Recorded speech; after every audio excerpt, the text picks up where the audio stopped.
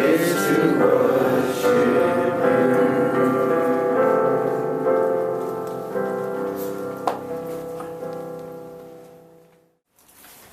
Please pray with me.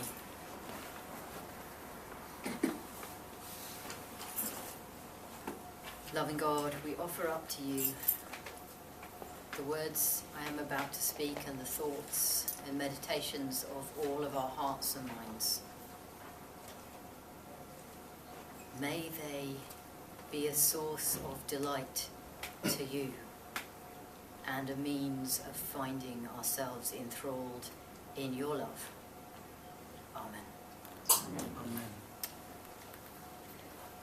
The glories of the universe, the wonders of creation, the mysteries of our origins. It's been quite a task over the millennia for human beings to strive to describe or explain these things using, in the words of the wonderful Terry Pratchett, a language designed to tell the other monkeys where to find the right fruit. You know, our spoken languages are marvellous in depth and riches about describing what we can see, hear, taste, smell and touch. Pretty wonderful at narrative and storytelling, at engaging our emotions and our sympathies. But in order to think about what we cannot sense, cannot really even understand, we need metaphor, we need to invent new ways of using language. Hence, creation myths. They were never meant to be mathematical models, physics textbooks. They were meant to be a way of saying the inexpressible, conveying some kind of meaning about how we understand the universe and our place in it. At theological college, I studied, alongside Genesis, a whole raft of creation myths from cultures across the world. And this week I decided to go back and give myself a little recap of some of them.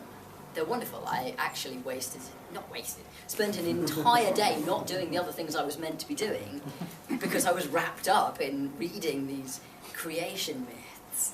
You know, the Genesis account is certainly individual, but it's by no means unique.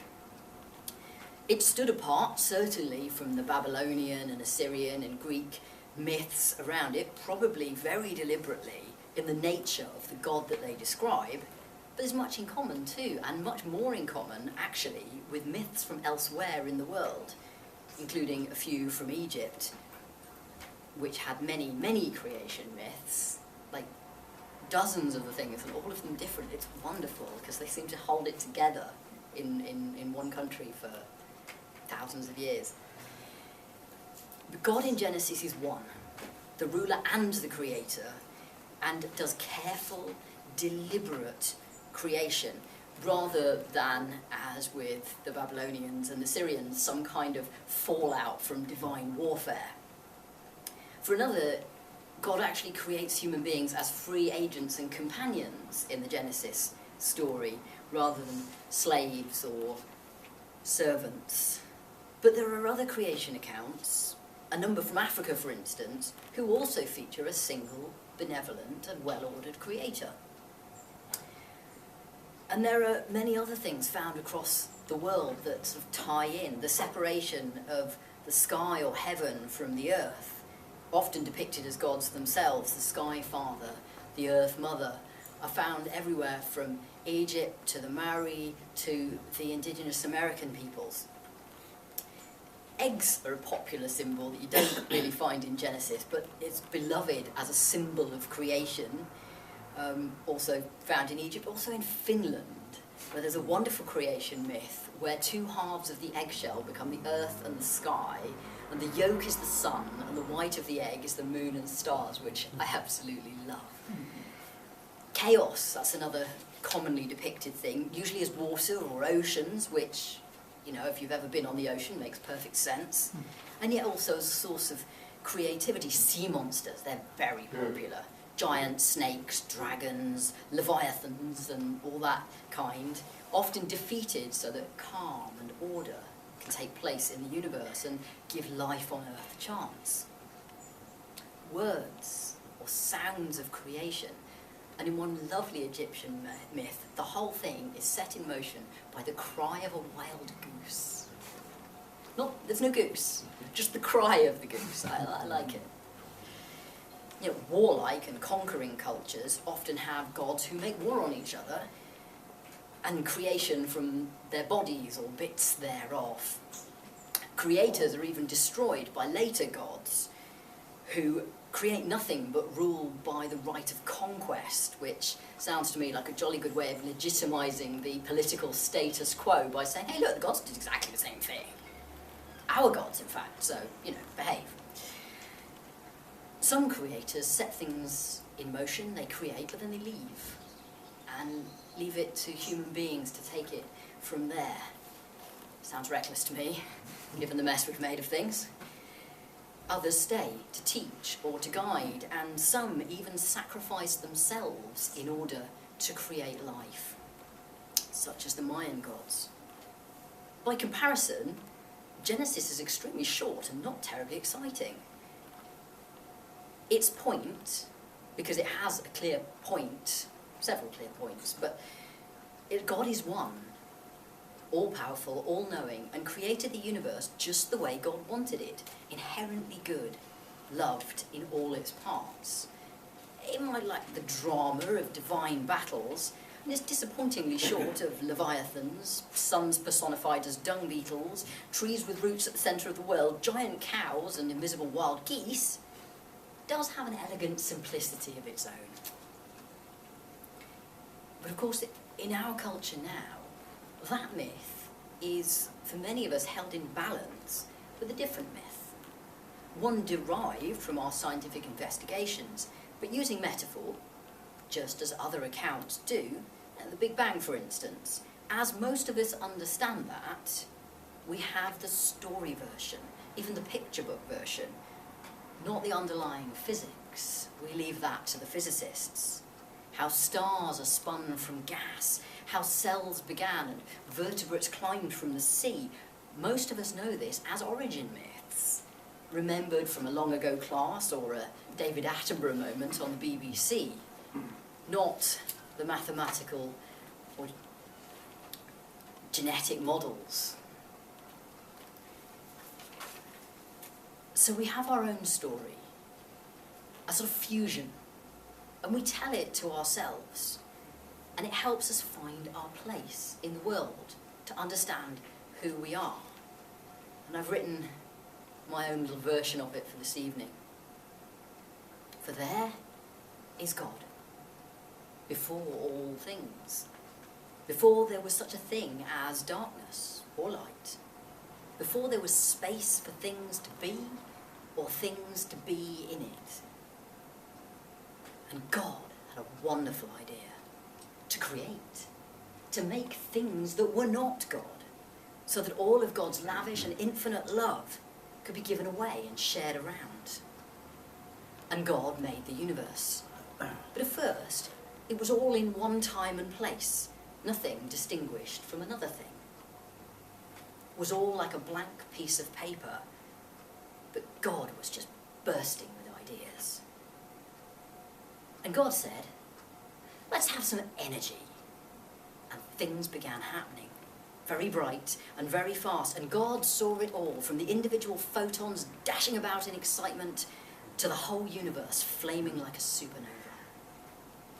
And God said, yeah, that's good. And God said, let's have some matter, all different types, and created gas clouds and spun stars out of hydrogen and helium and heavier things, and spun planets from the heavier things, worlds beyond number, glittering in the ever-expanding space. And God said, yeah, that's good. And as the excitable earth cooled down a bit, God gave it an atmosphere, oceans, land. All the new forces that God had created made marvellous molecules. The sea was awash with them. They joined together. They multiplied themselves. Before long, life was everywhere in the water. And God loved all of it. Oh yes, it was very, very good. Plants came onto the land. Green stuff getting everywhere. Mosses and liverworts, ferns and fir trees, flowers and grasses. It all got very exciting. And then once there were plants up there, animals soon followed, insects, mollusks, eventually amphibians, reptiles. God was delighted with all of them. Crawling, swimming, digging, flying. It was wonderful how they multiplied themselves. So very, very good. Mammals were a good idea. Birds too. From shrews to blue whales, from hummingbirds to ostriches. They learned things. They taught them to their babies. Teaching, said God. I can use that. God started making creatures with God's own attributes. Creatures that loved, creatures that played, creatures that created. Eventually that included human beings. So far, so very, very good. That was when the trouble started, of course. God has created beings who can say no to God. And it's amazing how often we do so. God grew rainforests. We burned them down. God made intelligent whales, dolphins, peaceful giants, gorillas, elephants. We hunted them. God made rivers. We poisoned them. Oceans, we fill them with rubbish. Air, we choke it. Human beings with fabulous cultures, and we wipe each other from the earth for the sake of money. Oh, some call it the fall or the inheritance of Adam.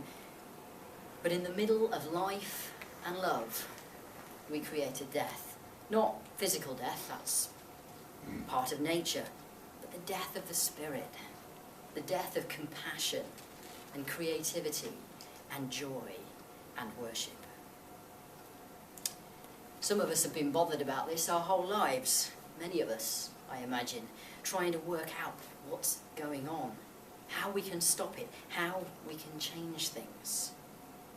But there's a movement abroad in the world right now, and it's got all the hallmarks of a movement of the spirit. Like the civil rights movement, like the LGBT struggles for freedom. And if MCC is to be true to our calling, to be a church alive with God's Spirit, then we need to be part of it too. Each in our own way. Not to pretend it isn't happening, or that it isn't needed. Just as we declare that all people are God's people, so we declare that all creation is God's creation.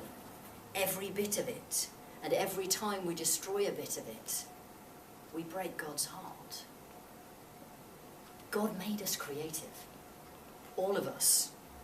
Some of us like to claim we were not made creative because we're not Beethoven or Van Gogh or Shakespeare. But we were all made creative, and it's time to use that creativity.